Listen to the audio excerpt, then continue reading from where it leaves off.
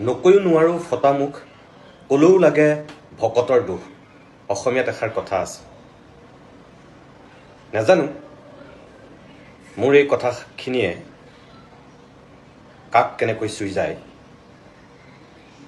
নকওঁ বুলি ভাবিও এই কাৰণে ক'বলৈ বাধ্য হ'লো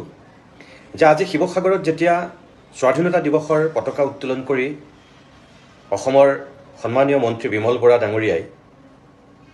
যেতিয়া বক্তব্য ৰাখিছিল তাত তেখেতে যিখিনি কথা কৈছে বদৰুদ্দিন আজমল ডাঙৰীয়াক কেন্দ্ৰ কৰি কোৱা কথাখিনি এজন বিবেকবান ব্যক্তি হিচাপে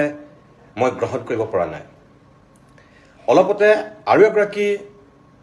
হিমন্ত বিশ্ব শৰ্মাৰ মন্ত্ৰীসভাৰ মন্ত্ৰীয়ে বদৰুদ্দিন আজমলৰ সন্দৰ্ভত কিছু কথা কৈছিল তেখেতৰ বাহিৰেও দুদিনমানৰ পিছতেই আৰু এগৰাকী মন্ত্ৰীয়ে কৈছিল এতিয়ালৈকে তিনিগৰাকী মন্ত্ৰীৰ মই তেনেকুৱা বক্তব্য দেখিলোঁ মোৰ প্ৰশ্নটো হ'ল এতিয়া যে আপোনালোকে বদৰুদ্দিন আজমলৰ বান সাহায্যক লৈ তেনেকুৱাকৈ কথা ক'ব পাৰিছে বদৰুদ্দিন আজমলৰ 500 টকাৰ ওচৰত জাতি বিক্ৰী নাযায় বুলি কৈছে বদৰুদ্দিন আজমলক সেৱা কৰাক লৈ আপোনালোকে যিখিনি আক্ষেপ প্ৰকাশ কৰিছে যেতিয়া বদৰুদ্দিন আজমলে শিৱসাগৰৰ বানাক্ৰান্ত ৰাইজৰ মাজত গৈ সাহায্য বিতৰণ কৰি আছিল তেতিয়া আপোনালোক ক'ত আছিল তেতিয়া আপোনালোকে কিয় ক'ব নোৱাৰিলে যে আজমলৰ সাহায্য নল'ব আৰু আজমলক ইয়াত সাহায্য বিতৰণ কৰিবলৈ দিয়া নহ'ব আজি যেটো দম্ভালি মাৰি অসমৰ একাংশ মন্ত্ৰীয়ে এই গোটেই ঘটনাটোক লৈ ৰাজনীতিৰ মেৰপেচলি টানি আনিছে এটো উচিত হৈছেনে চৰকাৰখনৰ এটা দুৰৱস্থা আসলতে বদৰুদ্দিন আজমলে উদঙাই দিলে নেকি এই যে 500 টকা লৈ মহিলাখিনিয়ে যে তেওঁৰ ওচৰত আঁঠু লোৱা বুলি আপোনালোকে কৈ আছে সেই মহিলাখিনিও স্পষ্টকৈ কৈছে যে তেওঁলোকে 500 টকাৰ কাৰণে কেতিয়াও বদৰুদ্দিন আজমলক সেৱা জনোৱা নাছিল এজন জ্যেষ্ঠ ৰাজনীতিক হিচাপে এজন জ্যেষ্ঠ ব্যক্তি হিচাপে তেওঁলোকে সমৰ্থন কৰিছিল আজি যদি সেই মানুহজন দাড়ি টুপি থকা মানুহ কাৰণে বদৰুদ্দিন আজমল হোৱাৰ কাৰণে মুছলমান হোৱাৰ কাৰণে যদি সেই দৃষ্টিভংগীৰে চাইছে সেই মানুহজন যদি পাঞ্জাবী হ'লহেঁতেন তেতিয়াহ'লেতো আমাৰ আপত্তি নাথাকিলহেঁতেন আৰু বদৰুদ্দিন আজমলক যদি এজন জ্যেষ্ঠ বুলি সেই মহিলাসকলে যদি সেৱা কৰিছিল আৰু তেওঁলোকে ইতিমধ্যেই স্পষ্ট কৰিছে এজন জ্যেষ্ঠ ব্যক্তি হিচাপে সেই সময়ত তেওঁলোকে তেখেতক সেৱা কৰিছিল আমিতো সৰুতেই শিকিছোঁ যে জ্যেষ্ঠজনক সেৱা কৰাটো আমাৰ সংস্কৃতি আমিতো কেতিয়াও সৰুতে শিকা নাছিলোঁ আমিতো কেতিয়াও সৰুতে পঢ়া নাছিলোঁ যে জ্যেষ্ঠজন হ'লেও মুছলমানক সেৱা কৰিব নালাগে অকল হিন্দুকহে সেৱা কৰিব লাগিব বুলি খ্ৰীষ্টানক সেৱা কৰিব নালাগিব তেনেকেতো আমি কেতিয়াও পঢ়া নাছিলোঁ শিকা নাছিলোঁ এতিয়া এইবিলাক কি কথা যিজন ব্যক্তিয়ে প্ৰথম ৰাজনীতিক আমি ভাবোঁ যে 2.5 কোটি টকা সামগ্ৰী বিতৰণ কৰিম বুলি ঘোষণা কৰিছিল তেতিয়ালৈকেতো কোনো এজন সাংসদ মন্ত্ৰী বিধায়কে তেনেকৈ এককভাৱে ক'ব পৰা নাছিল তেতিয়া আপোনালোক ক'ত আছিল সেই মানুহখিনিৰ ওচৰত সাহায্য বিতৰণ কৰাৰ পিছত চিকিৎসা সামগ্ৰী তেওঁ লৈ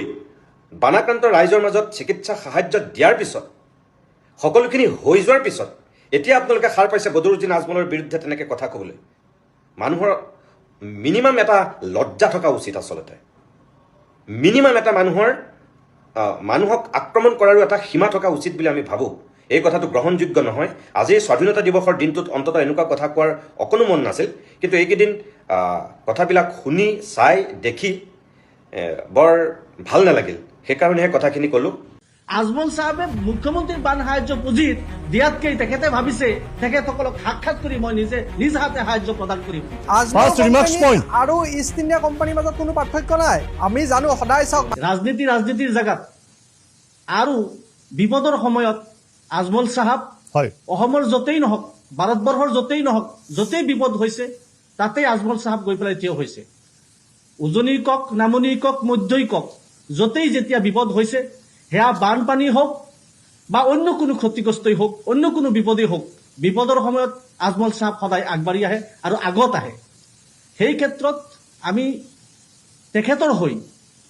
উজনি অসমৰ প্ৰতিটো অঞ্চলত যোৰহাট শিৱসাগৰ চৰাইদেউ আদি কৰি প্ৰতিটো এলেকাত আমি বন্যাৰ্থসকলক গৈ পেলাই সাক্ষাৎ কৰি তেখেতসকলক আমি বুজ লৈ আছো আজমল ফাউণ্ডেশ্যনৰ যথেষ্ট কৰ্মী জমিয়ত উলামাৰ আমাৰ যথেষ্ট কৰ্মী ইউডিএফ দলৰ যথেষ্ট কৰ্মী আমি সকলোৱে এক হৈ ৰাজনীতিত কোনো ধৰণৰ যাতে দাগ নপৰে ৰাজনীতি কোনো ধৰণৰ কথা আমি সন্মুখত আমি ৰাখা নাই আমি মাত্ৰ মানৱ সেৱা এই সময়ত মানুহ বিপদত আছে এই বিপদত আমি কেনেকৈ মানুহক আমি উদ্ধাৰ কৰিব পাৰোঁ তাৰ কাৰণে আমি কাম কৰি আছো। এই ক্ষেত্ৰত আমি লক্ষ্য কৰিছো, আমি যেতিয়া যিমান অঞ্চলত আমি গৈছো, হয়। চৰকাৰে যি সাহায্য প্ৰদান কৰিছে এয়া অত্যন্ত দুখজনক। যি চাউল চৰকাৰে দিছে সেই চাউল ৰাইজে খাব পৰা নাই। যি তেল চৰকাৰে দিছে সেয়া বন্যত্ব অঞ্চলৰ মানুহে সেই তেল খাব পৰা নাই। আৰু চৰকাৰে যিটো মানুহক সহায় কৰাৰ কাৰণে যিটো 15,000কৈ টকা দিছে, আমি সেয়াও লক্ষ্য কৰিছো। হয়। আমি দেখিছো যিসকলে পোৱাৰ প্ৰয়োজন নাই তেওঁলোকে পাই আছে, আৰু সেইটো ঘৰত এজন দুজন তিনজনকেও পাইছে। হয়। আৰু যিসকল পাবলগীয়া তেওঁলোকে আজিলৈকে পোৱা নাই। তাতকৈ আচৰিত কথা যে বিধ্বস্তসকলক 15,000কৈ টকা দিয়াৰ যি সিদ্ধান্ত চৰকাৰে লৈছে, এই ক্ষেত্ৰত মোৰ এটা কথা মনত পৰিছে যে অসমৰ বিহুৰ নাচনিৰ ক্ষেত্ৰত বিহু নাচিবলৈ হয়। নাচনীসকলক যাৱতীয় খৰচ বহন কৰি গুৱাহাটীত নি পেলাই তেওঁলোকক 25,000কৈ টকা দিছে। হয়। আৰু এইফালে ঘৰ বাৰী ভাঙি মানুহৰ চুৰমাৰ হৈ গৈছে, তেওঁলোকক সাহায্য 15,000 টকা আগবঢ়াইছে। এয়া অত্যন্ত দুখজনক কথা। হয়। মানুহৰ ঘৰ বাৰী নাই। নাছিম আহমেদ, মানুহৰ মই সকলো আপোনাৰ শেষ কথা হৈ বতৰা গৈছে। শুনি আছো, মানুহ এই অসমৰ মানুহসকল দৰ্শকে শুনি কেনেকৈ আছে। গুচি আহিব? কেইবাটাও প্ৰশ্নৰ উদয় হৈছে, এই মুহূৰ্তত এই প্ৰশ্নকেইটা আকৌ আগবঢ়াইছো আপোনালৈ মই। হয়, বদৰুদ্দিন আজমলৰ ভৰিত সেৱা কৰিবলগীয়া হ'ল একাংশ অসমীয়া মহিলাই, সেইটো লৈ যথেষ্ট বিতৰ্কৰ সূত্ৰপাত হৈছে। মোৰ লগত যদি সম্ভৱ হয়, মন্ত্ৰী জয়ন্ত মল্ল বৰুৱাৰ সেই বিশেষ মন্তব্যটো আছে, মন্তব্যটো মই PCR পৰা নেইনাক মই প্লে কৰিবলৈ ক'ম, কাৰণ সেই মন্তব্যটোত এটা ইষ্ট ইণ্ডিয়া কোম্পানীৰ দৰে AIDF গৈছে বুলি এই ধৰণৰ মন্তব্য কৰিছিলে। এই মন্তব্যটো মই আকৌ এবাৰ দৰ্শক শুনাব বিচাৰিছোঁ। যথেষ্ট বিতৰ্কৰ সূচনা হৈছে জয়ন্ত মল্লৰ সেই মন্তব্য। মুখ্যমন্ত্ৰীয়েও মন্তব্য কৰিছে, কিন্তু মই জয়ন্ত মল্লৰ মন্তব্যটো শুনাব বিচাৰিছোঁ। অসমৰ শিৱসাগৰৰ দৰে ঠাইত অসমীয়া আই মাতৃক গম নোপোৱাকৈ এই ধৰণৰ মানুহে এই ধৰণৰ আগ্ৰাসনকাৰীয়ে ভৰিত পেলাই দিলে, তাতকৈ আৰু দুখৰ কথা কি থাকিব পাৰে। যেনেকে ইষ্ট ইণ্ডিয়া কোম্পানী ব্যৱসায় কৰিবলৈ আহি ভাৰতখনকে দখলত লৈ লৈছিল, তেনেকে ইয়াত আহি এই বাংলাদেশীবিলাকে এতিয়া আমাৰ অসমীয়া মহিলাক ভৰিত পেলাই দিলে, আৰু তাতকৈ আৰু দুখজনক আৰু লজ্জাজনক কথা কি থাকিব। মইতো এই ছবিখন দেখি নিজে কান্দিছো। কিয় যে এনেকুৱা দিন আহিছে নেকি যে বাংলাদেশী মানুহৰ ভৰিত আমাৰ অসমীয়া মহিলাই পৰিব, ইমান তললৈকে আমি গলো নেকি, তাক লৈ দুখ লাগিছে। সেইকাৰণে এইটো হ'ল ইষ্ট ইণ্ডিয়া কোম্পানীৰ দৰে। ইষ্ট ইণ্ডিয়া কোম্পানী যেনেকে ব্যৱসায় কৰিবলৈ আহিছিল, আহি গম নোপোৱাকে ভাৰতখন পৰাধীন কৰি পেলালে, এওঁলোকেও এনেকে আহিছিল, আহি পেলাই আমাক গ্ৰাস কৰি এনেকুৱা কৰি পেলালে যে শিৱসাগৰত খিলঞ্জীয়া অসমীয়া মানুহে বদৰুদ্দিন আজমলৰ ভৰিত পেলাই দিলে। কিমান দুখ লগা কথা। এই কথা আৰু সহ্য কৰিব নোৱাৰি। আৰু ইয়াতো যদি অসমীয়া মানুহৰ খিলঞ্জীয়া মানুহৰ মানে তেজ গৰম নহয়, তেতিয়াহ'লে আৰু মোৰ ক'বলগীয়া একো নাই। আৰু ইয়াক চাই থাকিব নোৱাৰি, ইয়াকতো একেবাৰে যোগ্য প্ৰত্যুত্তৰ আমি দিব লাগিব। ইয়াৰ এনেকে আৰু এটাতো ইষ্ট ইণ্ডিয়া কোম্পানীৰ দৰে আমাক খাই পেলাব, গিলি পেলাব। গতিকে আমি তাৰ যোগ্য প্ৰত্যুত্তৰ দিবই লাগিব। আৰু তাৰ কাৰণে আপোনালোকে মাৰ বান্ধি থিয় হওক। মইতো ক'ম যে সংবাদ মাধ্যমে মাৰ বান্ধি থিয় হওক। যাৰ অসমীয়া তেজ আছে কমচে কম সেইবিলাক মানুহ মাৰ বান্ধি থিয় হওক। যাৰ আৰু অসমীয়া তেজ নাই তাৰ কথা বাদ দিছো, কিন্তু অসমীয়া যাৰ লাচিতৰ তেজ আছে, চিলাৰায়ৰ তেজ আছে, সতী জয়মতীৰ তেজ আছে, তেনেকুৱা মানুহটো কিন্তু মাৰ বান্ধি থিয় হ'ব লাগিব। কাৰণ সেই দাড়ি টুপি বাংলাদেশীৰ তলত আমাৰ অসমীয়া মহিলাই ভৰিত ধৰিব, তাক আমি মানি ল'ব নোৱাৰো, আৰু মানি নলওঁ, কোনো কাৰণত মানি নলওঁ। এতিয়া অসমৰ নাছিম আহমেদ, মই মন্ত্ৰী জয়ন্ত মল্ল বৰুৱাৰ এই মন্তব্য শুনাইছো। এগৰাকী অসম চৰকাৰৰ দক্ষ মন্ত্ৰী বুলি কয়, এগৰাকী প্ৰভাৱশালী মন্ত্ৰীৰ এই মন্তব্য। তাৰপিছত আপোনালোকে এই মন্তব্যক প্ৰত্যাহ্বান জনাব পাৰিব? হয়, নিশ্চয় মই কম, জয়ন্ত মল্ল বৰুৱা ডাঙৰীয়া তেখেত অসমৰ এজন মন্ত্ৰী। তেখেতে এই কথাটো কেনেকৈ ক'ব পাৰিলে যে মৌলানা বদৰুদ্দিন আজমল এজন বাংলাদেশী হয়? এই কথাটো তেখেতে কি হিচাপত ক'ব পাৰিলে? যিজন মানুহ 3বাৰকৈ সাংসদ, তেখেতে বিধায়ক হোৱাৰ পূৰ্বে তেখেত 2 টাৰ্ম বিধায়কো হৈছে, আৰু বৰ্তমানো মৌলানা বদৰুদ্দিন আজমল চাহাব অসম বিধানসভাৰ এজন সদস্য। সেইজন মানুহক তেওঁ সংবাদ মাধ্যমৰ আগত যেতিয়া তেওঁ কয় যে এজন বাংলাদেশীৰ ভৰিত আঁঠু কাঢ়িব লগা হৈছে, এয়া অত্যন্ত লজ্জাজনক কথা। মই ভাবো জয়ন্ত মল্ল বৰুৱা ডাঙৰীয়াৰ যদি মাথাত কিবা থাকিলেহেঁতেন তেনেহ'লে নিশ্চয় এনেকুৱা তেওঁ কথা কেতিয়াও নকলেহেঁতেন। 1 নম্বৰ কথা। 2 নম্বৰ কথা, তেখেতে ইষ্ট ইণ্ডিয়া কোম্পানীৰ লগত তুলনা কৰিছে। মৌলানা বদৰুদ্দিন আজমল চাহাব ইষ্ট ইণ্ডিয়া কোম্পানী নহয়, মৌলানা বদৰুদ্দিন আজমল চাহাব আজমল কোম্পানী হয়। আজমল কোম্পানীটো এইটো আজিৰ কোম্পানী নহয়, 1951 পৰা তেখেতৰ এই কোম্পানী আছে। কোম্পানী ইয়াত ইষ্টাব্লিছ কৰিবলৈ শিৱসাগৰত মৌলানা বদৰুদ্দিন আজমল চাহাব অহা নাই। শিৱসাগৰত মানুহ বৰ্তমান বিপদত আছে। এই বিপদত মানুহক সহায় কৰাৰ কাৰণে বদৰুদ্দিন আজমল চাহাব আমাক লৈ পেলাই তেখেতৰ টিম লৈ পেলাই ইয়াত আহিছে মানুহক বিপদৰ সময়ত সহায় কৰাৰ কাৰণে যাৰ কাৰণে এই দুৰ্যোগৰ সময়ত উজনি অসমৰ প্ৰতিটো প্ৰান্তে প্ৰান্তে মৌলানা বদৰুদ্দিন আজমল চাহাবক সহস্ৰভাৱে আদৰণি জনাইছে তেখেতক। তেখেতৰ এই নাছিৰ আহমেদ, তৃতীয়টো কুৱেশ্যন মই আপোনালোক থ্ৰ' কৰি লৈছো। হয়, তৃতীয়টো কুৱেশ্যন, 2 কোটি টকা মুখ্যমন্ত্ৰীৰ বান সাহায্য পুঁজিত দিলে, কিন্তু বাকী 7 কোটি মুখ্যমন্ত্ৰীৰ বান সাহায্য পুঁজিত আপোনালোকে কিয় নিদিলে? 2 কোটি টকা দিলে পূৰ্বে, কিন্তু 7 কোটি টকা আপুনি মুখ্যমন্ত্ৰীৰ বান সাহায্য পুঁজিত যদি আজমল চাহাবে দিব লাগে, আজমল চাহাবে মুখ্যমন্ত্ৰীৰ বান সাহায্য দি পেলাই তেখেতে নিজে ইয়াত দি আছে। আজমল চাহাবে মুখ্যমন্ত্ৰীৰ বান সাহায্য পুঁজিত দিয়াতকৈ তেখেতে ভাবিছে যে মুখ্যমন্ত্ৰীয়ে যেনেকৈ হেৰিত ইয়াত মানে সাহায্য প্ৰদান কৰি আছে, সেই সাহায্যত যি ধৰণৰ ভেকুবাওনা হৈ আছে, তাতকৈ আজমল চাহাবে ভাবিছে মই নিজে গৈ পেলাই তেখেতসকলক সাক্ষাৎ কৰি মই নিজ হাতে সাহায্য প্ৰদান কৰিম। তাৰ কাম চলি আছে। তুলনামূলকভাৱে দেখা গৈ আছে যে চৰকাৰে যেনেকৈ কৰি আছে তাতকৈ আমি ভালকৈ মানে কৰিব পাৰিছো। আমি যিমান দূৰ কৰি আছো, আমাৰ দ্বাৰা সম্ভৱ নহয় যে প্ৰতিটো প্ৰান্তত গৈ পেলাই প্ৰতিজন মানুহক সহায় কৰাৰ আমাৰ দ্বাৰা সম্ভৱ নহয়। ইয়াৰ চৰকাৰৰ দ্বাৰা সম্ভৱ, কিন্তু চৰকাৰে যেনেকৈ কৰিব লাগিছিল তেনেকৈ চৰকাৰে কৰিব পৰা নিশ্চয়। নাই। নাছিম, বিজেপিৰ মুখপাত্ৰ আছে, হয়, কৌশিক পাল, বিজেপিৰ মুখপাত্ৰ কৌশিক পাল, AIDF-ৰ মুখপাত্ৰ বা নেতাগৰাকীৰ আপুনি মন্তব্য শুনিছে। চৰকাৰ প্ৰশাসনে যি ধৰণৰ সাহায্য আগবঢ়াইছে সেই সাহায্যক কঠোৰ ভাষাৰ সমালোচনা কৰিছে। চাওক, AIDF-ৰ মুখপাত্ৰগৰাকীয়ে যিখিনি কথা কৈ আছে, তেওঁ কৈছে যে মুখ্যমন্ত্ৰীৰ সাহায্য পুঁজিত কিয় দিম, তাতকৈ আমি আজমল চাহাবে নিজে গৈ পেলাই তাত যাব নিশ্চয়কৈ যাব তাত। কাৰণ কিয়, তেওঁলোকৰ এই যে নিকৃষ্ট ৰাজনীতিক যিটো মানসিকতা, ৰাজনীতি কৰাৰ যিটো মানসিকতা, আজি আজমল চাহাবে ভাবিছে যে পইচাৰে অসমীয়া মানুহৰ স্বাভিমান কিনিব পাৰি। এইটো কিন্তু তেখেতে ভুল ভাবিছে। আৰু তেওঁ যদি ভাবিছে যে এই দুৰ্যোগৰ সময়ত এই সুবিধাকণ লৈ পেলাই তেওঁ অসমীয়া মানুহৰ তাত সোমাব, উজনি অসমত তেওঁ নিজৰ খোপনি পুতিব, তেতিয়াহ'লে তেওঁ ভুল ভাবি আছে। মাননীয় আমাৰ মন্ত্ৰী জয়ন্ত মল্ল ডাঙৰীয়াই ঠিকেই কৈছিলে, যিদৰে ইষ্ট ইণ্ডিয়া কোম্পানী আছিলে তেনেকৈ প্ৰথম ৰিয়েকশ্যন প্ৰথম ৰিয়েকশ্যনটো শুনি লওক। নাছিম আহমেদ, ৰিয়েকশ্যনটো লৈ লৈছো প্ৰথম। First remarks point. আৰু ইষ্ট ইণ্ডিয়া কোম্পানীৰ মাজত কোনো পাৰ্থক্য নাই। আমি জানো, সদায় চাওক, মানুহে যেতিয়া কোনোবা এটা বেয়া হেৰিত ইণ্টেনশ্যনত যায়, সদায় প্ৰথমতে সাধুৰ ভাও লৈ যায়। আমি এই অতীতৰ পৰা একেবাৰে ৰামায়ণৰ দিনৰ পৰা দেখি আহিছোঁ, যেতিয়া ৰাৱণে সীতাক অপহৰণ কৰিব গৈছিলে, তেখেতে এজন সাধুৰ ভাও ধৰি গৈছিলে। আৰু গৈ পেলাই তাত যেতিয়া সাধুৰ ভাও ধৰি গ'ল, তেতিয়া সীতাই তেখেতৰ ওপৰত বিশ্বাস কৰিলে আৰু সেই সুযোগ লৈ পেলাই তেওঁ সীতা দেৱীক অপহৰণ কৰিছিলে। তেনেদৰে আজি তেওঁ এই সাধুৰ ভাও লৈ পেলাই উজনি অসমত গৈছে, এক নিকৃষ্ট মানসিকতা লৈ পেলাই। চাওক, উজনি অসমৰ গোলাঘাটৰ পৰা একেবাৰে সম্পূৰ্ণ উজনি অসমৰ সাঁচি কাঠৰ যি মানে ব্যৱসায়, সেই সমগ্ৰ ব্যৱসায়টো আজি আজমল দেৱে আজি বছৰ বছৰ ধৰি তেওঁ সেইটো উপভোগ কৰি আছে। হাজাৰ কোটি টকাৰ তেওঁ ব্যৱসায় কৰি আছে। দেৱ আৰু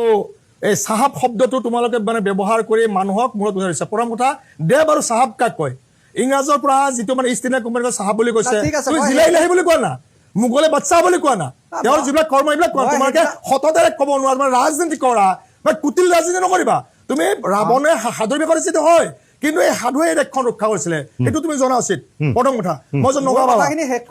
ঠিক আছে, তুমি সেইটো জনা, বুলি নকোৱা, তুমি বদৰুদ্দিন বুলি কোৱা, আজমল বুলি কোৱা, ডাঙৰীয়া বুলি কোৱা, মোৰ ক'ব লগা নাই। এই দেৱ আৰু চাহাব বুলি কয়।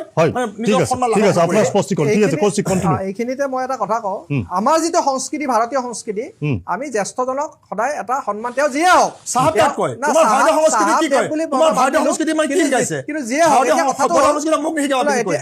কথাটো কৈ লওঁ, যিটো মই কথা ক'ব ওলাইছিলো, এইবিলাক ছেকেণ্ডাৰী বিষয়, এইবিলাক লৈ পেলাই পিছত আমি আলোচনা প্ৰথম বিষয় এইবিলাক। এতিয়া কথাটো হ'ল যে তেখেতৰ এই যিটো নিকৃষ্ট ৰাজনীতি, তেওঁ আজি যে তাত গৈছে, তেওঁ আজি কি কাৰণে খাচী গছৰ বিজনেছ কৰিবলৈ গৈছে নেকি? তেওঁ আৰে আজি গোলাঘাটৰ পৰা সম্পূৰ্ণ উজনি অসমলৈকে সমগ্ৰ অঞ্চলটোৰ যিমান সাঁচি কাঠৰ আমাৰ গছৰ হেৰি আছে, ব্যৱসায়টো আছে, সম্পূৰ্ণ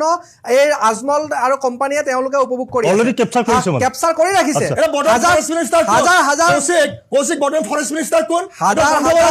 চৰকাৰ তোমালোকৰ, মই বদৰুদ্দিন আজমলৰ ভয় কৰা নাই, চৰকাৰ তোমালোকৰ সাঁচি কাঠৰ যিবিলাক কৰিছে আগৰ তোমালোকৰ চৰকাৰ, ফৰেষ্ট মিনিষ্টাৰ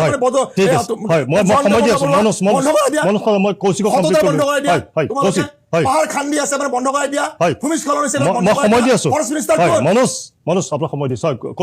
মই এটা কথা কওঁ দেই, কথাখিনি আৰম্ভণি কৰিছোহে হয় কৌশিক কণ্ডিল বাৰে প্ৰতি যদি হেৰি কৰি থাকে তেখেতে কৈ থাকক আমি নহয়, মইতো counter দিছো। আৰে তোমালোকৰ চৰকাৰ নহয়, আছে। আপুনি ক'বতো। চৰকাৰ চৰকাৰ ন আপোনাক তুমি সুযোগ ভুল দিব পথত নহয়। লৈ গৈ আছা। তুমি বিজেপিৰ এজন মুখপাত্ৰ হয়নে তুমি এজন মানে প্ৰতিনিধি হয়, কৈছা ঠিক আছে ৰাইজক সজাগ ঠিক আছে কৰা। ঠিক আছে মনোজ ডেকা মই বুজিলো হয় কৌশিক আপুনি কণ্টিনিউ কৰক বাৰু যিয়ে হওক এতিয়া কথাটো হ'ল যে সাঁচি কাঠৰ এই ব্যৱসায় হাজাৰ হাজাৰ কোটি টকাৰ ব্যৱসায় আজমল চাহাবে কৰি আছে তাৰ পৰা তেখেতে যদি 2 কোটি টকাৰ আজি বানপীড়িতক সাহায্য দিছেও তাত তেওঁ বিশেষ একো ডাঙৰ কাম কৰা নাই এনেকুৱা একো তেওঁ মহান কাম কৰা নাই তেনেকুৱা 2 কোটি দিয়া মানুহ অসমত বহুত আছে আজি আমাৰ ইয়াতেও বিশিষ্ট ব্যৱসায়ী অনিল দাস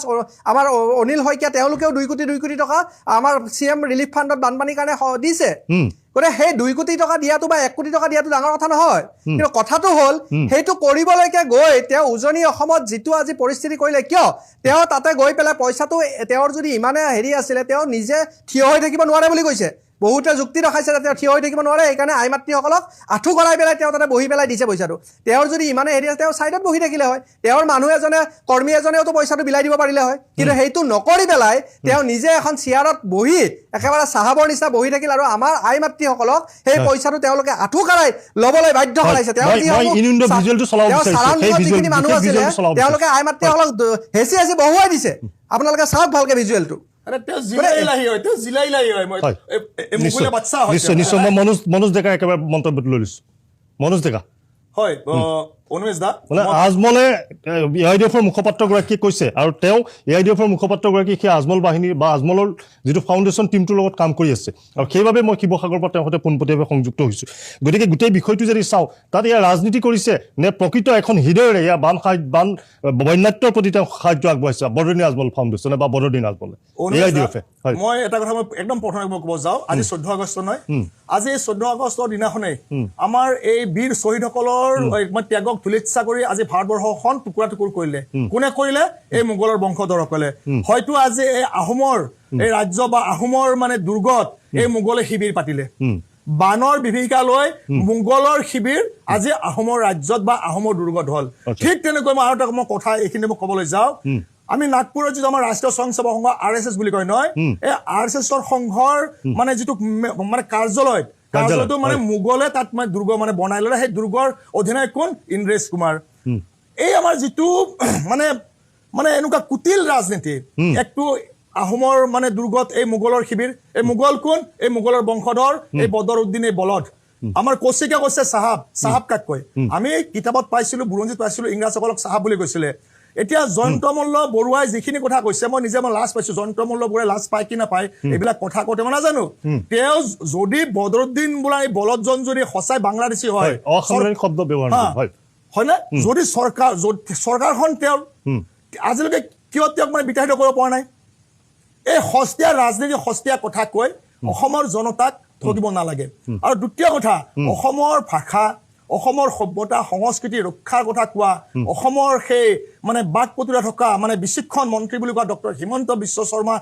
ডাঙৰীয়াৰ মানে ৰাজত্ব কালত বা নেতৃত্ব কালত তেওঁৰ মুখ্যমন্ত্ৰীত্বৰ কালত অসমৰ জীয়াৰী বোৱাৰী আই মাতৃসকলে আঁঠুকাৰি জিলে ইলাহী বুলি হয়তো মানে তেওঁ মানে ভাবিছে এই বদৰুদ্দিন আজমলে নিজকে মোগল বাদশাহ বুলি ভাবিছে মোগল বাদশাহ বুলি ভাবি চকীখন মানে বহিছে আৰু অসমৰ সভ্যতা সংস্কৃতি ধ্বংস কৰি জীয়াৰী বোৱাৰীসকলক আঁঠু কঢ়াই কি দিছে শিক্ষা দিছে এইটো কিবা একে সময়তে উজনি জাতীয় সংগঠনবিলাকে আকৌ বদৰুদ্দিন আজমলক আদৰণি জনাইছে আৰে আদৰি তেওঁলোক শুনক অনুমেশ দা যিসকল ব্যক্তিয়ে ভৰিৰ বুঢ়া আঙুলিৰ পৰা গুহত দ্বাৰলৈকে চেলেকা অভ্যাস সেই জাতীয়তাবাদৰ কথা কৈ যিবিলাক সংগঠন কৰি আছে মই প্ৰত্যেকটো সেনেকুৱা ধৰণৰ জাতীয়তাবাদী সংগঠন মই আছুৰ পৰা আদি কৰি আমি আছু আন্দোলনৰ সক্ৰিয় আমি সেনানী আছিলো এটা সময়ত আজি আছুই কি কৰিলে জাতীয়তাবাদৰ নামত এই অসমখনৰ এই বাংলাদেশী ৰম্যভূমি কৰি পেলালে আজি যিমানখিনি বাংলাদেশী এই মুছলমান নাছিলে ঠিক অসম আন্দোলনৰ পিছত সেই অসম চৰকাৰৰ সময়ত বহু আমাৰ চৰ চাপৰি পাহাৰ ভৈয়াম গোটেই মোগলৰ শিবিৰ হৈ গ'ল মই যদি এটা কথা কৈ যাওঁ সেই শৰাইঘাটত যি আমাৰ মানে কাটা মাৰা হৈছিলে সেই ইতিহাস সেই মানে আপোনাৰ সোণালীৰ লিখা আছে সেই লাচিতৰ বীৰত্ব সেই হিমন্ত বিশ্ব শৰ্মাৰ সমষ্টি জালুকবাৰী সমষ্টি শৰাইঘাটৰ কালত এই শৰাইঘাট দলঙৰ কাষত সেই মোগলৰ শিবিৰ সেইবিলাক কোনো চৰকাৰী ভূমি আছিলে কি জানি তাত ইমান মোগলৰ শিবিৰ কৰিবলৈ কোনে পালে আৰু যদি সঁচাই তেওঁ মানে বাংলাদেশী মুছলমান হয় জয়ন্ত মল্ল বৰুৱা এজন মন্ত্ৰী হয় তেওঁৰ নাম উচ্চাৰণ কৰিব নোৱাৰাটো আমাৰ অসমবাসী অসমী ভাষী হিচাপে আৰু বিশেষকৈ মই নলবাৰীয়া দেই আৰু নলবাৰীৰ এজন যুৱক হিচাপে আৰু এজন নলবাৰীৰ মন্ত্ৰী হিচাপে মই ধিক্কাৰ দিছো এই মঞ্চৰ পৰা এটা কথাটো হৈছে এই বদৰুদ্দিন আজমলক যি আমাৰ জাতি মাটি ভেটি সভ্যতা সংস্কৃতি বিজেপিৰ ভাষাত উজনিত ৰাজনীতি কৰিছে যোনে কৰিব গৈছে ঘোলাবাৰী আৰু বাংকাবাৰীলৈ ইহঁতক খেদা উচিত এটা শৃংখল চলোৱাৰ কথা কৈছে তেওঁৰ নিজৰ অস্তিত্বই নাই হা এই যেনেকুৱা মানে হাৰডাল পালে মানে শিয়ালে হাৰ চেলেকে ঠিক তেনেকুৱা শৃংখল চলি আৰু হয়তো ঠিক মানে তেনেকুৱাই তেওঁৰ জাতীয়তাবাদী নেতা আকৌ শৃংখল চলিয়া আৰে মই তাকেইতো কৈছো যি জাতীয়তাবাদৰ নামত ভৰিৰ বুঢ়া আঙুলিৰ পৰা এই যি মানে আমাৰ জয়ন্ত মল্ল বৰুৱাই মানে বাংলাদেশী বুলি কৈছে নাম মেনশ্যন কৰা নাই ঠিক তেনেকুৱা ব্যক্তিৰ যাৰ মানে বৃহৎ দ্বাৰলৈকে চেলেকা বাঘ সেইসকল জাতীয়তাবাদী ক'ব নোৱাৰে সেইবিলাক সুবিধাবাদী বুলি ক'ব লাগিব এইবাৰেই কৈছো যদি সঁচাই জাতি মাটি ভেটি সভ্যতা সংস্কৃতিৰ ওপৰত যদি কাৰোবাৰ আস্থা বিশ্বাস আছে হিমন্ত বিশ্ব শৰ্মা দেৱ ডাঙৰীয়াক মই অনুৰোধ জনাইছো তেওঁৰ শাসনকালত তেওঁৰ নেতৃত্বকালত এই যে আমাৰ অসমৰ জীয়াৰী বোৱাৰীসকলক আঁঠুকৰাই পইচা মানে ল'বলৈ বাধ্য কৰিলে বা তেওঁক এইখিনি সাহস ক'ত পালে তেওঁ এটা বিহিত ব্যৱস্থা ল'ব লাগে হয়তো তাত হিমন্ত বিশ্ব শৰ্মা দেৱ ডাঙৰীয়াৰ কোনো ঘৰৰ অঙহী বঙহী নাই কিন্তু তেওঁৰে এইবিলাক অংশ তেওঁ অসমৰ এজন অভিভাৱক তেওঁ অসমৰ মুখ্যমন্ত্ৰী আৰু তেওঁৰ নেতৃত্বকালত অসমৰ জীয়াৰী বোৱাৰীৰ সন্মান লাঘৱ কৰিছে এয়া এটা দুৰ্ভাগ্যজনক নিশ্চয় মই কংকন যদি একেবাৰে মন্তব্য লৈছো মই তাৰপিছত গৈ আছো নাচিম ওচৰত কংকন যদি কি ক'ব সমগ্ৰ বিষয় সন্দৰ্ভত মই কৈছো যে প্ৰথম বিতৰ্ক হৈছে আজমলে উজনিত ৰাজনীতি কৰিছে বুলি কৈছে বান সাহায্য বিতৰণৰ নামত আৰু আনফালে আমি যদি চাওঁ খাচীগছৰ প্ৰসংগ ইতিমধ্যে বিজেপিৰ মুখপাত্ৰগৰাকীয়ে ক'লে যে গোলাঘাটলৈকে খাচী গছ টাৰ্গেট কৰি বা তেনেকুৱা ধৰণৰ এটা পৰিৱেশ ৰচনা কৰি উজনি অসমত তেনেকুৱা এটা ব্ৰেণ্ড তৈয়াৰ কৰিব বিচাৰিছে ইষ্ট ইণ্ডিয়া কোম্পানীৰ নিচিনা এটা বিষয়ক টানি আনিছে মন্ত্ৰী জয়ন্ত মল্লই সমান্তৰালভাৱে একাংশ ইউটিউবাৰ এতিয়া টাৰ্গেট হৈ পৰিছে অৰ্থাৎ ৰাইজৰ পৰা ধন সংগ্ৰহ কৰি লুণ্ঠন চলাইছে এই প্ৰশ্নবিলাক এই বিষয়বিলাকো চৰ্চাৰ মাজলৈ আহিছে প্ৰথমটো প্ৰতিক্ৰিয়া হয় বদৰুদ্দিন আজমল ডাঙৰীয়াই যিটো কাণ্ড কৰিছে সেইটো প্ৰথম গৰিহণা দিয়া ব্যক্তি হৈছে অসম জাতীয় পৰিষদৰ সন্মানীয় সভাপতি শ্ৰী লুৰিণজ্যোতি গগৈ তেখেতে এইটোৰ তাৎক্ষণিক প্ৰতিক্ৰিয়া প্ৰকাশ কৰিছে এইটো খুবেই দুখ লগা দৃশ্য অসমীয়া মহিলাসকলে আই মাতৃসকলে যিদৰে আঁঠুকাৰি আহি 500 টকা এখন লৈ সেৱা কৰি গৈছে এইটো মানে একেবাৰে উত্তৰ ভাৰতীয় যিটো ষ্টাইল এই উত্তৰ ভাৰতীয় ষ্টাইলত এই পইচাটো বিতৰণ কৰা হৈছে এই টকাটো বিতৰণ কৰা হৈছে তেখেতে চাওক তেখেতে সন্মুখত এখন মেজ ৰাখি পেলাই টেবুল এখন ৰাখি পেলাই কামটো কৰিব পাৰিলে হয় টেবুলখন ৰাখা হলে কি হলে ভৰি দুখন লুকাই থাকি লয় তেতিয়া মহিলাসকলে আমাৰ আই মাতৃসকলে পইচাটো লয় মানে এইটো আজমলে কৰো বুলি কৈছে একদম 100% উত্তৰ ভাৰত বুলি নকব এইটো মানে মোগলৰ যিটো ইতিহাস আছিলে এই মোগলৰ বাচ্চাবিলাকে মানে যেনেকুৱা কৰিছিলে আপুনি সেই মোগলৰ কথা কওক আপুনি মানে ৰাইজক বিভ্ৰান্তি আপুনি ভাৰতৰ ইতিহাস তেনেকুৱা নজিৰ নাই মোগলৰ ইতিহাস তেনেকুৱা নজিৰ ঠিক আছে ওকে হ'ব আপুনি ৰাজনীতিৰ কথা ভাল মানিছো আপুনি ভাল কথা কিন্তু আপুনি উত্তৰ ভাৰত বুলি নকব এইটো কথা উঠাই লওক দাদা নহ'লে মই কাউণ্টাৰ দিম তাৰমানে উত্তৰ ভাৰত বুলি মই এইকাৰণে কৈছো আপুনি হিন্দী চিনেমাবিলাক চাব তাতো দেখিব ঠাকুৰবিলাকে সেইবিলাক জমিদাৰ ঠাকুৰ সেইবিলাক হিন্দু মানুহে হয় আৰু যিবিলাক দলিত মানুহ সেইবিলাকক এনেকুৱা আচৰণ কৰে আপুনি এইবিলাকো জানিব লাগিব অকল গতিকে এইটো কথা জানে কিয় কৈছে আপুনি কথাটো বিতৰ্কলৈকে নিনিব এইবিলাক কথা ক'লে বহুত কথা হ'ব কিন্তু এইটো আপুনি যিকোনো এখন 80-90 টকাৰ হিন্দী চিনেমা চাব তাতে এনেকুৱা দৃশ্য হয় নিশ্চয় কন্টিনিউ কৰিব এতিয়া মই কথাটো কৈছো বদৰুদ্দিন আজমল ডাঙৰীয়াই যেনেকে টকা বিলাইছে আপুনি 80-90 দশকৰ যিকোনো হিন্দী চিনেমা চাব তাতে আপুনি এই দৃশ্যটো একদম সুলভ দেখা পাব এনেকে টকা বিলাই আৰু এনেকে আহি পেলাই সেৱা কৰি গুচি যায় গতিকে এইটো এটা পৰিকল্পিত ঘটনা আৰু এইবিলাক আমি কোনে সৃষ্টি কৰিছিলে এই মোগল বিলাকে সৃষ্টি কৰি গৈছিলে তাৰ পৰা শিকিছে আপুনি সেইটো কওক না আপুনি মোগলত কিয় এৰি গৈছে গৰু খোৱা এৰি গৈছে কিয় এৰি গৈছে কওক গৰু খোৱাবিলাক এনেকুৱা আমাৰ সংস্কৃতি নিশ্চয় কমপ্লিট কৰিব মই আপোনাক বহুত প্ৰশ্ন আছে আপোনালৈ মনোজ ডেকা কওক মনোজ ডেকা কথাখিনি কৈ লওঁ কৈলে আপোনাক চান্স দিব আপুনি কথাখিনি নোট কৰি ক'ব ঠিক আছে তাৰমানে মানুহ চাই আছেতো আমাৰ কথা বহুত মানুহ শুনিব বিচাৰে হয়নে নিশ্চয় গতিকে কথাটো হৈছে কি এতিয়া সেইটো এটা উত্তৰ ভাৰতীয় ষ্টাইলত কামটো কৰিছে মানে যিটো এটা জমিদাৰী ধনী মানুহে দুখীয়া মানুহক যেনেকুৱা কৰে সেইটো কথা মই কৈছো এতিয়া মই ধনী দুখীয়া বুলিয়ে কৈছো যাতে কাৰো আপত্তি নহয় ধনী মানুহে এটা কৰা আচৰণ আৰু দুখীয়া মানুহক সেইদৰে কৰা হৈছে আৰু এই কথাটোত আমি আপত্তি জনাইছো কিন্তু এতিয়া চাওক হয় কওক কিন্তু বনাইত্যসকল মানে অত্যন্ত উপায়বিহীন হৈ আছিল সেইটো কথা মই কৈছো চাব হয় চাব আজি এতিয়া ইয়াতে জয়ন্ত মল্ল বৰুৱাদেৱে কি ক'লে জয়ন্ত মল্ল বৰুৱাদেৱে ক'লে যে ইষ্ট ইণ্ডিয়া কোম্পানীৰ দৰে এই কামটো কৰা হৈছে নহয় এইটো হিমন্ত বিশ্ব শৰ্মা আৰু কোম্পানীৰ যি লুণ্ঠন হৈছে অসমত যোৱা 25 বছৰে ইয়াত এটা কথা মই কৈ দিওঁ ইয়াত কংগ্ৰেছ বিজেপি বুলি কোনো কথা নাই এই মানুহখিনিয়ে কংগ্ৰেছত আছিল চোলাটো খুলি পেলাই এতিয়া বিজেপিৰ চোলা পিন্ধি পেলাই এইখিনি হৈছে এইকেইজন মানুহে সমস্যা সৃষ্টি কৰিছে আৰু আজি এইকেইজন মানুহে সমস্যা বৃদ্ধি কৰিছে গতিকে অসমত যদি সংকট নমাইছে সেয়া ইষ্ট ইণ্ডিয়া কোম্পানীয়ে নহয়, হিমন্ত বিশ্ব শৰ্মা এণ্ড কোম্পানীয়ে। আজি চাওক, আজি এনেকুৱা এটা অৱস্থা হৈছে আমাৰ ৰাজ্যত, আপুনি এই বান বিভীষিকাৰ সময়ত আপুনি দেখা পাব যে আমাৰ এই কণ যিবিলাক অসমীয়া ল'ৰা ছোৱালী এইবিলাকে এপেকেট বিস্কুটৰ কাৰণে, এটা ব্ৰেডৰ কাৰণে যিদৰে গাড়ী পিছে পিছে দৌৰিছে, একদম হৃদয় বিদাৰক দৃশ্য। আজি কি অৱস্থা হৈ গ'ল আমাৰ, আপুনি চাওক। আজি আমাৰ যিবিলাক বিদ্যালয় আছে, আপুনি যাব এই গোৱালপাৰাত এনেকুৱা বিদ্যালয় এইবিলাক খবৰ ওলাইছে, তাতে 2জন শিক্ষাৰ্থীৰ মাজত এটা কণী,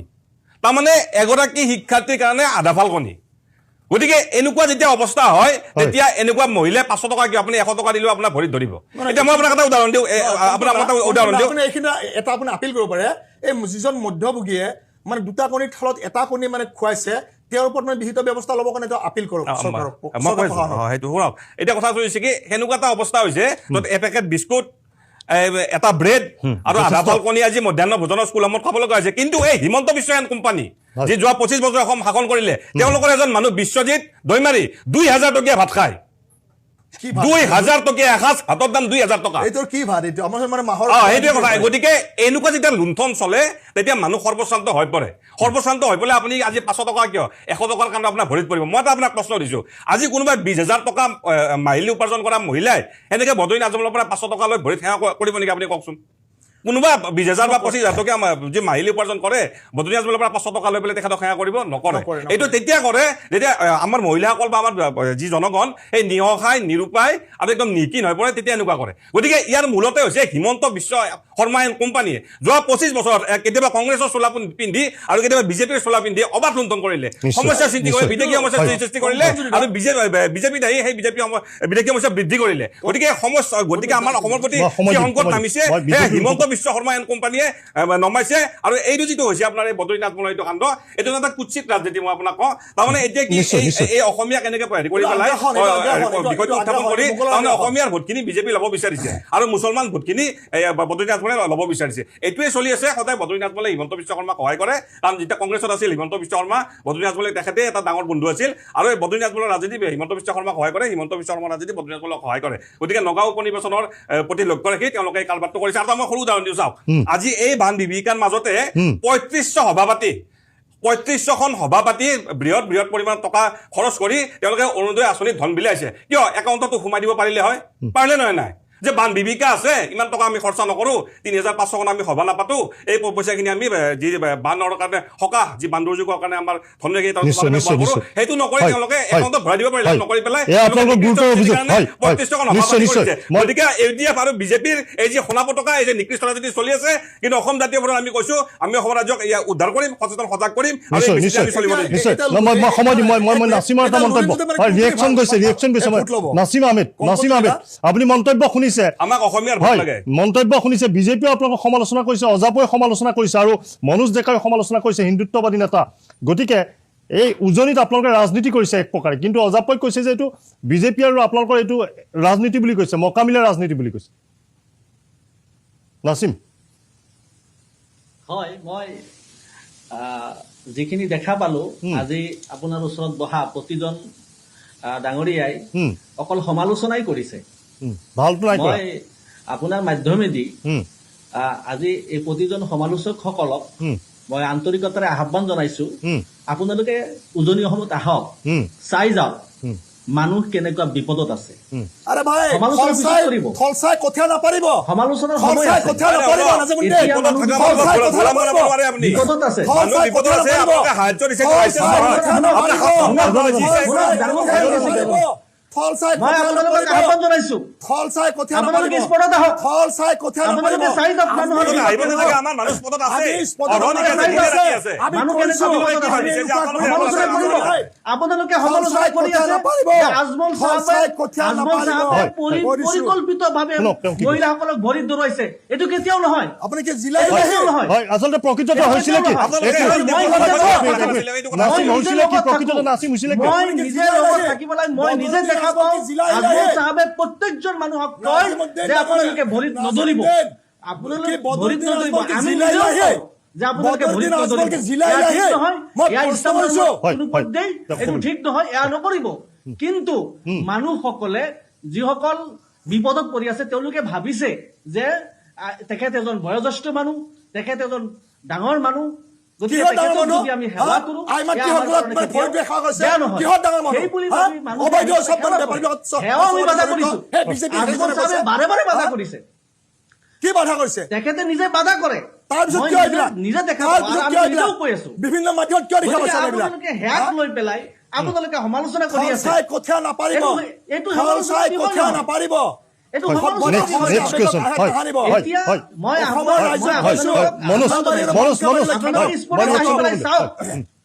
স্পৰ্টত আহক। ফল চাই কঠীয়া মই নাপাৰিব এনেকে হুলস্থুল কৰিলে হয়। ফুলবাৰী বাংকাবাৰীলৈ খেদক ইহঁতক আপোনালোকে বুজি নাপাব। আপোনালোকৰ কথাখিনি মই বুজি নাপাওঁ। হয়। আহোমৰ দুৰ্গত হয়। আপোনালোকে কৰি আছে, আমি মোগলৰ নিকৃষ্ট শিবিৰ। কৰি আছো। হয়। চবেই কৈ আছে আমি নিকৃষ্ট। আমি ইয়াত ৰাজনীতি কৰিবলৈ অহা নাই। কৰিছে। ৰাজনীতি কৰিছে। জেগাত আৰু ৰাজনীতি এতিয়া কৰিছে। এতিয়া ৰাজনীতি নহয়। এই কি হৈছে লোকসভা এইবিলাক? নিৰ্বাচন, হা? উপনিৰ্বাচন, তেওঁ কথাটো সেইটো complete কেতিয়া কৰি হয়, দিয়ক, কি কথা, নাছিম। সেইটো আমাৰ কৌতুকজনক কথা নহয়। সেই লৈ পেলাই আমি উজনিত অহা নাই। উজনিত বানপানীটো নগাঁও লোকসভাক কেন্দ্ৰ কৰি অহা নাইতো। সেই কেন্দ্ৰ কৰিয়ে গৈছে যেতিয়া উজনিৰ পৰা বাংলাদেশী মুছলমান খেদিছিলে তাৰ সুবিধা গ্ৰহণ কৰিব গৈছে বদৰুদ্দিন আজমলে তাৰ সুবিধা গ্ৰহণ কৰিছে উজনিৰ পৰা যেতিয়া ভালাখামীলৈ খেদিছিলে নহয় উজনিৰ পৰা সেই সিহঁতৰ মানে ভোটৰ কাৰণে গৈছে গম পাইছে এতিয়া হুলাবাৰীৰ বাংকাবাৰীলৈ খেদা ভাল আপোনালোকে হুলাবাৰীৰ বাংকাবাৰীলৈ খেদিব দিছো হয়, মই চবে নিশ্চয়। পৰশুৰাম মহাৰাজ হয়, দাদাবাই হয়, কৈছো নাছিম মই কৌশিক পাল সামগ্ৰিকভাৱে এই যিটো ঘটনা সংঘটিত হৈছিলে বয়োজ্যেষ্ঠ ব্যক্তি হিচাপে তেওঁক সেয়া কৰা হৈছিলে মই সেই ভিজুৱেলটো আকৌ দেখুৱাবলৈ দিছোঁ কেনেকৈ পইচা দি আছে 500 টকীয়া আমি ইউনিয়নটো দেখুৱাই আছোঁ মানে 500 টকা দিছে সেৱা কৰি দিছে 500 টকা দিছে সেৱা কৰি দিছে মানে এনেকৈ গোটেই উজনিত তেনেকুৱা এটা শেহতীয়াকৈতো সমালোচনাৰ সন্মুখীন হৈছে বৰদুদিন আজমল যথেষ্ট সহায় কৰাৰ পিছতো অসমীয়া মানুহৰ এটা ইমেজত লাগিছে যে বৰদুদিন আজমলে কিয় তেনেকুৱা কৰাল চাওক নিমেশ দা মই এটা কথা আগতেও ক'লো এতিয়াও কৈছোঁ সহায় তেওঁ যিখিনি কৰিছে আমি তাত বেয়া পোৱা নাই তেওঁ মানুহক তাত সহায় কৰিছে কৰক সহায় কৰাৰ তেওঁৰ পন্থাটো কি আৰু তাৰ ভিতৰত তেওঁলোকৰ হিডেন এজেণ্ডাটো কি সেইটো আমি বুজি পাব লাগিব আমি সেই বস্তুটো বুজি পাব লাগিব আজি তেওঁ তাত সহায় কৰিছে তাত পইচা দিছে সেইটো লৈ পেলাই কোনো ধৰণৰ আমাৰ হেৰি নাই কিন্তু পইচাখিনি তেওঁ যদি মুখ্যমন্ত্ৰী সাহায্য বুজি দিলে হয় নহ'লে বা তেওঁ তাৰে বিনিময়ত যদি আমাৰ ৰাইজক যিখিনি বস্তুৰ প্ৰয়োজন আছে সহায় কৰিছো আমাৰ ফটো দেখা পাইছে হয় আমি সহায় কৰিছো হয় মনোজ ডেকা কাউণ্টাৰটো বিজেপি হয় হয় আপুনি আমি কৰিছো হয় হয় আমাৰ ফটো দেখা নাপাব ঠিক আছে কোনো মিডিয়াত ঠিক আছে মনোজ ডেকা মই আপোনাক সময় দি আছো কোভিড-19 পৰা টিল ডেট আপুনি হিন্দুত্ববাদী নেতা হিচাপে স্পেচিয়েল সময় পাব কওক কথাটো হ'ল যে আমি সেই বস্তুটো বুজি পাব লাগিব যে ইয়াৰ আঁৰৰ যিটো হিডেন এজেণ্ডা আজি চাওক তেখেতে কৈছে তেওঁ 2 কোটি টকাৰ সাহায্য বিতৰণ কৰিছে কিমান কৰিছে নাজানো এদিন তেখেতে 50 লাখ বুলি কৈছিলে এদিন 1 কোটি বুলি ক'লে পিছত গৈ পেলাই তেখেতে ক'লে 2 কোটি টকা এতিয়া কথাটো হ'ল যে তেনেকুৱা মই আগতেও কৈছোঁ যে তেনেকুৱা 1 কোটি 2 কোটি দিয়া মানুহ অসমত বহুত আছে যোনে এই ধৰণৰ বিপদৰ সময়ত আগবাঢ়ি আহিছে আৰু সহযোগ কৰিছে কিন্তু এই যিটো চৰ্চা আজি আমি ইয়াত বহি যেনেকৈ চৰ্চা কৰিছো বা ছ'চিয়েল মিডিয়াত কিন্তু একে সময়তে চৰকাৰী সাহায্য চৰকাৰে যিখিনি সাহায্য অত্যন্ত বেয়া বুলিও কৈছে AIDF-ৰ নেতাই কি কৈছে বাদ দিয়ক তাত থকা যি মানুহ যিসকলে তাত বানৰ সন্মুখীন হৈছে বিভীষিকাৰ সন্মুখীন হৈছে সেই ৰাইজক গৈ পেলাই সোধক যে বিজেপিৰ ফালৰ পৰা চৰকাৰৰ ফালৰ পৰা তেওঁলোকে কি পাইছে কি পোৱা নাই আজি আমাৰ মন্ত্ৰী 4-5জনকৈ মন্ত্ৰী তাতে উপস্থিত আছে নিজে সেই বানাক্ৰান্ত ৰাইজৰ মাজত উপস্থিত আছে আমাৰ মন্ত্ৰী বিমল বৰা ডাঙৰীয়াই আজি একে ৰাথাৰি আজি 15-20 দিন এই শিৱসাগৰৰ ৰাইজৰ লগত লাগি থাকি কেনেকৈ তাক সম্পূৰ্ণভাৱে পানীটো নিষ্কাশন কৰিব পাৰি কি উপায়েৰে ৰাইজক সকাহ দিব পাৰি সেই লৈ পেলাই কাম কৰি আছে দিনে নিশাই নিজৰ স্বাস্থ্যৰ কথা নাভাবি নিজৰ টোপনিৰ কথা পাহৰি পেলাই এতিয়া কথাটো হৈছে সেয়া ৰাইজে ক'ব মই সেইটোত হেৰি কৰিব যোৱা নাই এতিয়া আজিৰ যিটো বিষয় আজিৰ বিষয়টো হৈছে এইটোৱে যে তেওঁলোকৰ যিটো হিডেন এজেণ্ডা এতিয়া কথাটো হ'ল চাওক মই কৈছোঁ যে সহায় বহুতে কৰিছে কিন্তু তাৰ মাজৰ পৰা বদৰুদ্দিন আজমলৰ এই কথাটোৱে কিয় ইমান প্ৰচাৰ লাভ কৰিছে কাৰণ বদৰুদ্দিন আজমল ডাঙৰীয়াই নিশ্চয়কৈ এইটো অকল ব্যৱসায় নহয় এইটো অকল ব্যৱসায় নহয় তেখেতৰ ইয়াত দুটা হিডেন এজেণ্ডা আছে এটাটো হ'ল তেখেতৰ যিটো সাঁচি কাঠৰ ব্যৱসায় সেই ব্যৱসায়টো সম্পূৰ্ণৰূপে উজনি অসমত তেওঁৰ বহুখিনি বিস্তাৰ হৈ আছে আৰু তাৰ ওপৰত তেওঁ বহুখিনি নিৰ্ভৰ কৰে আৰু তাৰ পৰা হাজাৰ হাজাৰ কোটি টকা তেওঁ ইনকাম কৰি আছে দ্বিতীয়তে মই কৈ লওঁ দ্বিতীয়তে আৰু এটা কথা হ'ল যে উজনি অসমৰ পৰা যিদৰে বাংলাদেশী মিয়া আমাৰ এই মানে সন্দেহজনক নাগৰিকসমূহক তাৰ পৰা খেদি পঠোৱা হৈছিলে তাৰো এটা সুযোগ এতিয়া এই তেওঁ ল'ব বিচাৰিছে কাৰণ চাওক আমাৰ অসমীয়া মানুহসকল বহুত আমাৰ অমায়িক বহুত আমাৰ মানে ইম'চনেল হৈছে আমি মানুহৰ অকণমান মৰম আদৰতে আমি কি হয় পুৰণি কথাসমূহ পাহৰি যাওঁ গতিকে তেওঁ এতিয়া কি কৰিব বিচাৰিছে উজনি অসমত গৈ পেলাই এই তেখেতৰ যিটো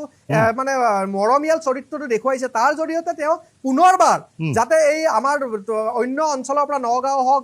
নামনি অসম হওক বা মধ্য অসমৰ বিভিন্ন অঞ্চলৰ পৰা পুনৰ সেই মিয়া মানে সন্দেহযুক্ত বাংলাদেশীসমূহক যাতে উজনি অসমত পঠিয়াব পাৰে আৰু তাত গৈ পেলাই যাতে পুনৰ তেওঁলোকে কাম কাজ কৰি লাহে লাহে লাহে যিটো তেওঁলোকে নামনি অসমৰ মধ্য অসমত যিটো কাম তেওঁলোকে কৰিলে আজি নামনি অসমৰ প্ৰায় অঞ্চল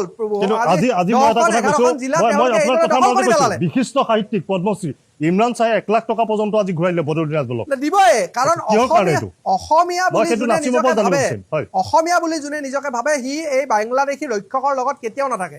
বা আজি তেওঁলোকৰ এই যিটো এজেণ্ডা বনাই পেলাই তেওঁ আজি গৈছে তাত আৰু আমাৰ দুখ লাগে কি জানে কিছুমান মানে স্বয়ংভূ জাতীয়তাবাদী নেতাই তেওঁলোকক এইদৰে দলিচা পাৰি দিয়ে একাংশ জাতীয়তাবাদী নেতাই বদৰুদ্দিন আজমল নিশ্চয় একাংশ জাতীয়তাবাদী নেতাই নিজৰ ক্ষুদ্ৰ স্বাৰ্থ সিদ্ধিৰ বাবে এই ধৰণৰ মানে অবৈধ বাংলাদেশী মিয়াৰ চৰ্দাৰক তেওঁলোকে তাতে দলিচা পাৰি দিয়ে আৰু আমাৰ তাতে সোমাই যোৱাৰ সুযোগ কৰি দিয়ে গতিকে আজি চাওক আজি নামনি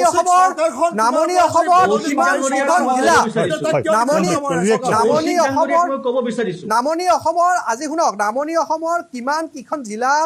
বছৰ বছৰ ধৰি বানাক্ৰান্ত হৈ আছে তাত কিমান মানুহ সংখ্যালঘু মানুহ তাতে বানপীড়িত হৈ আছে তাত কেতিয়াবা আপোনালোকে দেখিছে বদৰুদ্দিন আজমল যোৱা আৰু তাৰে ক্লিপ আপোনালোকে মিডিয়াত দেখিছে যে তেওঁ গৈ পেলাই এই বানাক্ৰান্ত ধুবুৰী আপোনাৰ গোৱালপাৰা বৰপেটা এইসমূহ অঞ্চলত গৈ সেই সংখ্যালঘু ৰাইজৰ মাজত গৈ পেলাই তেওঁ বহি পইচা বিতৰণ কৰিছে কেতিয়াবা দেখিছে ইমান বছৰে নেদেখিব কাৰণ তেওঁ জানে যে সেই মানুহখিনি চিম্পেথি লৈছে নেকি একজেক্টলি কাৰণ তেওঁ সেই সংখ্যালঘু নামনি অসমৰ মানুহখিনিৰ মাজত গৈ জানে যে তাত গৈ আমাৰ লাভ নাই তেওঁলোক ইতিমধ্যে আমাৰ লগত আছে আমাক এতিয়া কি লাগে আজমলৰ এতিয়া আজমলৰ চিন্তাধাৰা হ'ল এতিয়া উজনি অসমখন কেনেকে আমি দখল কৰিব পাৰো তেওঁলোকৰ যিটো এই যে আগ্ৰাসন এই আগ্ৰাসনটো কেনেকে লাহে লাহে মধ্য অসমৰ পৰা উজনি অসমলৈকে নিব পাৰো তেওঁলোকৰ চিন্তাধাৰাটো এতিয়া তাতে হৈছে গতিকে তেওঁলোকৰ হিডেন এজেণ্ডা বহুকেইটা আছে অকল পইচা দিছে তাত আমাৰ ক'বলগীয়া একো নাই পইচা চবেই দিব পাৰে আজি বহুতো ভাৰতবৰ্ষৰ বিভিন্ন ব্যৱসায়ীয়ে দিছে ভাৰতবৰ্ষৰ বিভিন্ন ব্যৱসায়ীয়ে পইচা দিছে সহায় কৰিছে সাহায্য কৰিছে এই ধৰণৰ যিটো নিকৃষ্ট ৰাজনীতি আৰু মানসিকতা সেইটোক কিন্তু আমি মানে এতিয়াই প্ৰতিৰোধ কৰিব লাগে আৰু আমি সজাগ হ'ব লাগে অসমীয়া মানুহ এই ধৰণে এগৰাকী মানে মৌলানাৰ ভৰিত পৰি আমি এনেকে পইচা লোৱাটো কিমানখিনি আমাৰ কাৰণে সমীচীন হৈছে আমি অসমীয়া প্ৰতিজন মানুহে আমি চিন্তা কৰিব লাগে আৰু এটা কথা অসমীয়াৰ আবেগ বিবেক আৰু অসমীয়াৰ স্বাভিমান পইচাৰে কিনিব পৰা বস্তু নহয় উজনি অসমত এইবাৰ বদৰুদ্দিন আজমলে বিশেষভাৱে বন্যাত্মসকলক সহায় কৰিছে এতিয়া প্ৰশ্ন হৈছে যে বন্যাত্মসকলক সহায় কৰিবলৈ যাওঁতে একাংশ জাতীয়তাবাদী দল সংগঠনে আদৰণি জনাইছে আৰু আদৰণি জনোৱাৰ পিছতেই যে বদৰুদ্দিন আজমলে এটা ৰাজনীতি কৰিছে আৰু আটাইতকৈ ডাঙৰ কথা মধ্য অসমৰ পৰা গোলাঘাটলৈ এই স্থানখিনিত বা এই ঠাইখিনিত সাঁচিকাঠৰ যিটো ব্যৱসায় ইতিমধ্যে কেপচাৰ কৰিছে বুলি কৈছে বদৰুদ্দিন আজমলে বিজেপিয়ে অভিযোগ তুলিছে আৰু পৰৱৰ্তী পৰ্যায়ত হয়তো উজনি অসমত টাৰ্গেট কৰিব আৰু শেহতীয়াকৈ চৰ্চা চলিছে যে আজমল ফাউণ্ডেশ্যন পৰ্যন্ত শিৱসাগৰত হ'ব এইটো চৰ্চাও চলিছে গতিকে ব্যৱসায়িক এটা সুযোগ আৰু আনফালে ৰাজনীতি আৰু সমান্তৰালভাৱে কিছুদিন পিছতেই নগাঁও লোকসভাৰ উপ নিৰ্বাচন গতিকে অসমীয়াৰ আৱেগ অনুভূতি সৈতে তেওঁ সোমাই পৰিছে এই প্ৰশ্নবিলাকৰ মাজতে চৰ্চা হৈছে আজিৰ দিনটোত বিশিষ্ট সাহিত্যিক পদ্মশ্ৰী ইমৰান চাহে তেওঁ নিজে বদৰুদ্দিন আজমলে দিয়া 1 লাখ টকা পৰ্যন্ত উভতাই দিলে অৰ্থাৎ ধনৰ টোপোলাটো উভতাই দিলে এই গোটেই বিষয়বিলাক যদি চোৱা যায় ইমৰান চাহে কিবা ৰাজনীতিৰ গোন্ধ পালে নেকি বা ইমৰান চাহেৰ দৰে এগৰাকী বৰ্ষীয়ান সাহিত্যিকে কিয় আজমলক সেই টকা আকৌ উভতাই দিলে এই প্ৰশ্নবিলাক চৰ্চা নাছিম আহমেদে বিষয় সন্দৰ্ভত কি ক'ব যে সমগ্ৰ বিষয়টো আপোনালোকে যথেষ্ট সহায় কৰিছে মই ৰাতিপুৱাৰ ভাগত আপোনাক ফোন কৰিছিলোঁ আপুনি কৈছে যে 7 কোটিমান টকাৰ সাহায্য ইতিমধ্যে বিতৰণ কৰিছোঁ আৰু মুখ্যমন্ত্ৰীৰ ফাণ্ডলৈও প্ৰায় 2 কোটি টকা দিছে গতিকে 9 কোটি আৰু হয়তো অনাগত দিনত আৰু কৰিব গতিকে 7 চেয়াৰ কৰাৰ পিছত আৰু পদক্ষেপ আছে এতিয়া প্ৰশ্নটো হৈছে যে নামনিত আপোনালোকে সহায় কৰিছে বহুতে কয় কিন্তু নামনিতকৈ এবাৰ উজনি প্ৰীতিটো আপোনালোকৰ বেছি হৈ গ'ল বেছি এইকাৰণে হৈছে তাত সকলোৱে বিচাৰিছোঁ কাৰণ এটা সাংঘাতিক দুৰ্যোগ এই দুৰ্যোগত দল সংগঠনক সহায় কৰিব লাগে কিন্তু এই যে ভৰিত ধৰি সেৱা কৰি টকা ল'লে 500 টকাকৈ মানে মহিলাই সেৱা কৰি ল'লে এইটোৱে কিন্তু যথেষ্ট বিতৰ্কৰ সূচনা কৰিছে হয় নাছিম